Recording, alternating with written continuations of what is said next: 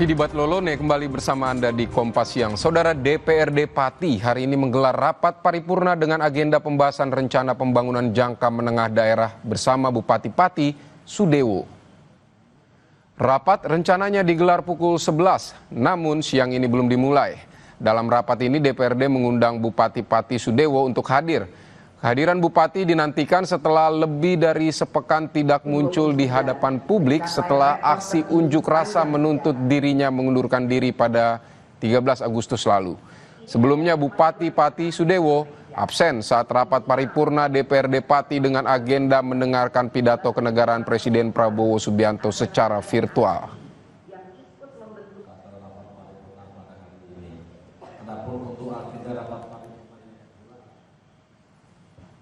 Saudara, rapat pansus hak angket DPRD Pati soal pemakzulan Bupati Sudewo memeriksa 3 camat, kepala daerah, kepala desa, serta kantor BPKAD Pati.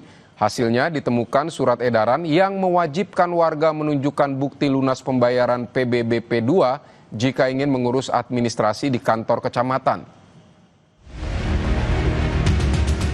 Pansus hak angket pemakzulan Bupati Pati terus bekerja, menggali informasi dari banyak pihak. Selasa siang, rapat Pansus hak angket DPRD Pati soal pemakzulan Bupati Sudewo memeriksa 3 camat, kepala desa, serta kantor BPKAD Pati. Hasilnya ditemukan surat edaran yang mewajibkan warga menunjukkan bukti lunas pembayaran PBBP 2 jika ingin mengurus administrasi di kantor kecamatan, bukan atas perintah Bupati. Namun kenaikan pajak hingga 250% merupakan keputusan Bupati, bukan usulan dari camat. Ada surat edaran dari beberapa camat bahwa kalau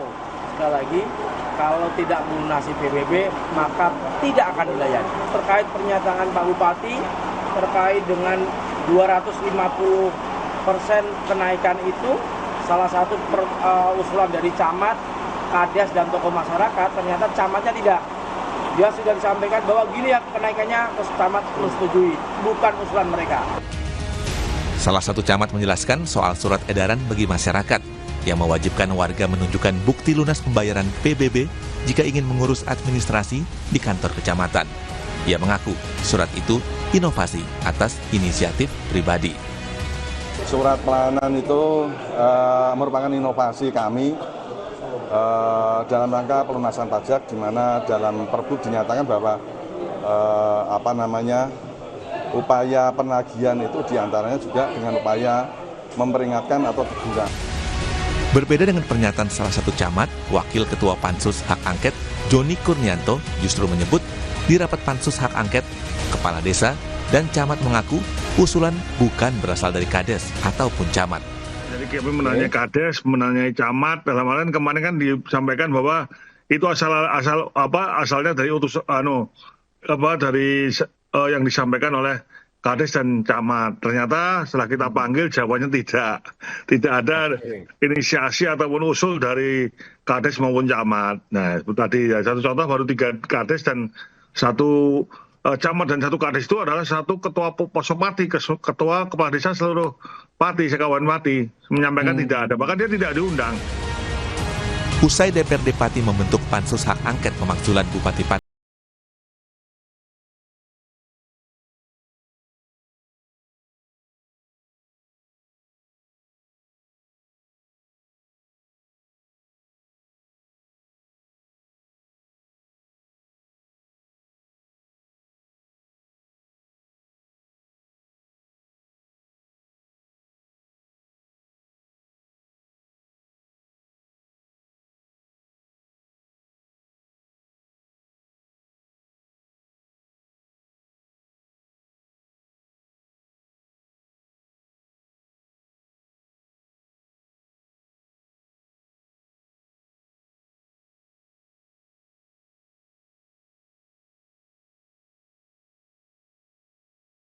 Kelanjutan Pansus Hak Angket Pemakzulan Bupati Pati. Kita akan tanyakan kepada jurnalis Kompas TV Ihwan Miftahudin di Pati, Jawa Tengah. Ihwan, jadi setelah memeriksa camat dan kepala desa, apalagi agenda Pansus Hak Angket ini? Ya, selamat siang Vidi dan saudara.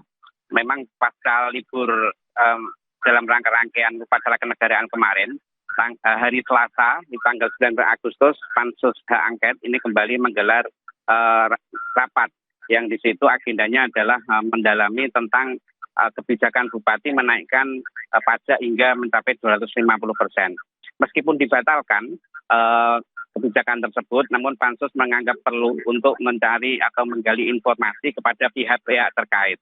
Dan secara maraton sejak kemarin dari Pansus ini memanggil perwakilan camat, kepala desa, dan dari BPKAD. Nah, dari hasil penggalian informasi tersebut ditemukan sejumlah fakta, diantaranya adalah bahwa dari camat maupun kepala desa ini tidak dilibatkan dalam penentuan kebijakan menaikkan pajak hingga 250%. Jadi ini berbeda dengan pernyataan Bupati sebelumnya yang menyampaikan bahwa kebijakan menaikkan 250% ini adalah masukan dari warga masyarakat. Nah, selain itu, kemarin juga sempat terungkap bahwa adanya surat edaran yang mewajibkan masyarakat untuk membayar pajak jika layanan kependudukannya mau dilayani. Nah, terkait surat ini dari pihak kecamatan itu mengakui bahwa memang surat tersebut diedarkan dari pihak kecamatan. Tujuannya adalah agar masyarakat bisa tertib dalam membayar pajak sesuai dengan waktunya. Seperti itu, Vidi. Baik, Ikhwan, ini hari ini juga kan ada agenda rapat paripurna pembahasan pembangunan daerah yang juga mengundang Bupati. Ini sudah ada konfirmasi soal kehadiran Bupati karena sudah hampir sepekan ya Bupati belum terlihat sejak demo unjuk rasa besar-besaran yang lalu. Ya, memang benar Fedi bahwa agenda pada hari ini, siang ini dari DPRD Kabupaten Pati sudah mengagendakan rapat paripurna pembahasan RPJMD tahun 2005-2029. Yang seyogianya rapat ini juga akan dihadiri oleh Bupati Pati. Namun hingga saat ini, saat saya melaporkan ini, belum ada tanda-tanda kehadiran dari Bupati. Dan tidak kehadiran Bupati ini tidak hanya terjadi pada paripurna ini saja. Jadi sebelumnya pada rapat paripurna mendengarkan pidato kepresidenan kemarin, itu juga Bupati Pati tidak tampak pada rapat paripurna yang digelar oleh DPRD Kabupaten Pati. Dan saya konfirmasi kepada Ketua DPRD bahwa sebetulnya undangan sudah disampaikan, tinggal nanti menunggu apakah Bupati akan hadir pada rapat paripurna siang hari ini atau diwakilkan kembali kepada Wakil Bupati. Ini masih kita akan lihat. Seperti itu, Vidi. Baik, Iwan, kita juga akan menunggu jika Pansus DPRD soal pemakzulan hak angket ini nanti apakah juga Bupati akan hadir kalau misalnya dipanggil. Terima kasih Ikhwan Miftahfuddin, jurnalis Kompas TV atas laporannya dari Pati, Jawa Tengah.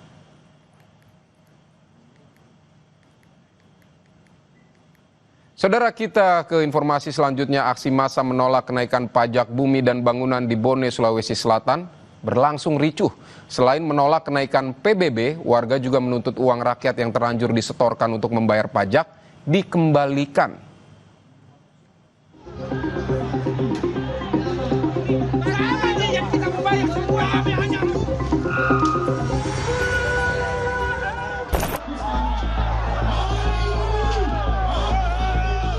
Kericuhan pecah antara polisi dan massa yang menggelar aksi menolak kenaikan PBB Sulawesi Selatan pada Selasa kemarin. Massa yang berkumpul di depan kantor Bupati Bone sempat bersih tegang dengan polisi saat mencoba masuk untuk bertemu dengan Bupati dan Wakil Bupati. Massa aksi juga melempari petugas yang berjaga dan membakar ban di pinggir jalan.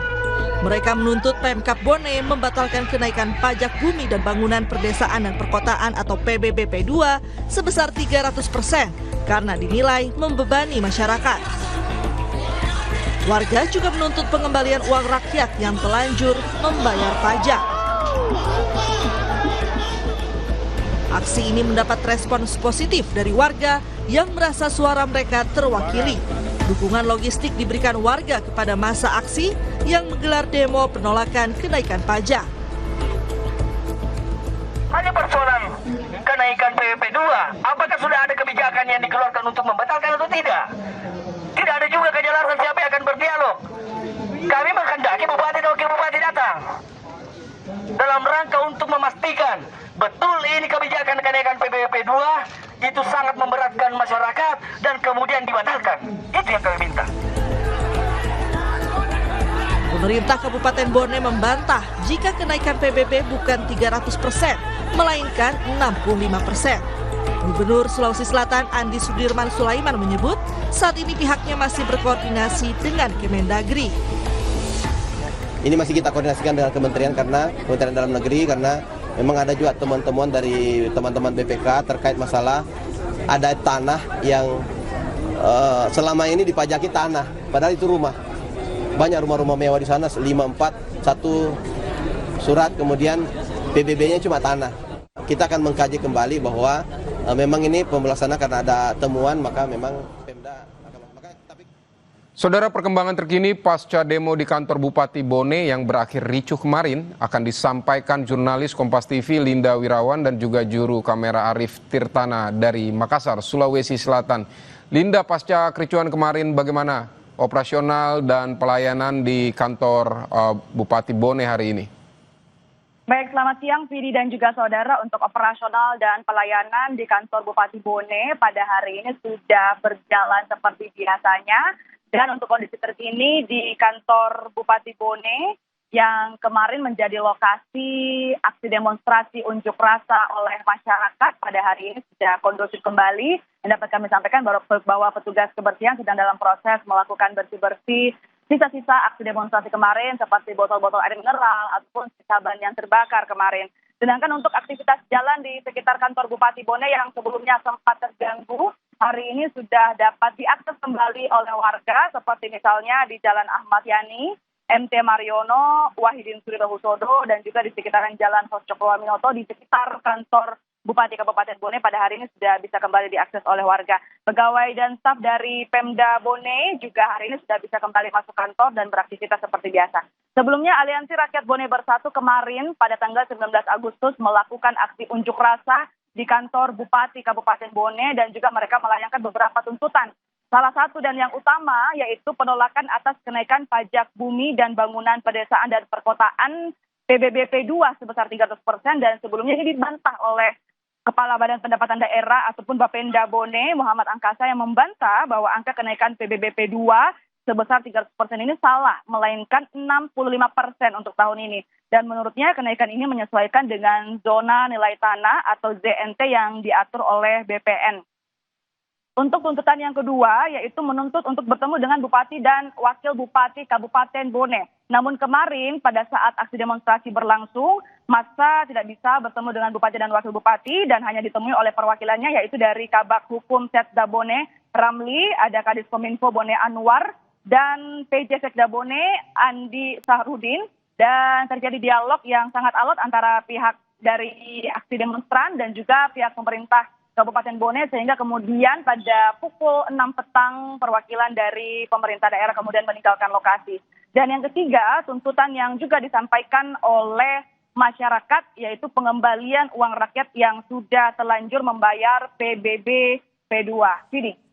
Baik Linda, ada 3 tuntutan, turunkan pajak yang 300%, tapi menurut pemerintah daerah 65%, terus kemudian bertemu dengan kepala daerah juga untuk untuk berkomunikasi. Namun sepertinya ada 3 tuntutan tapi belum ada yang dipenuhi begitu ya.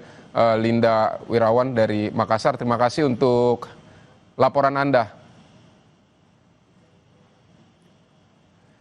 Baik saudara, hari terakhir Jakarta Job Fest 2025 di Jakarta International Velodrome, 2.000 lowongan pekerjaan ditawarkan oleh 37 perusahaan. Kami akan kembali dengan informasi selengkapnya usai jeda.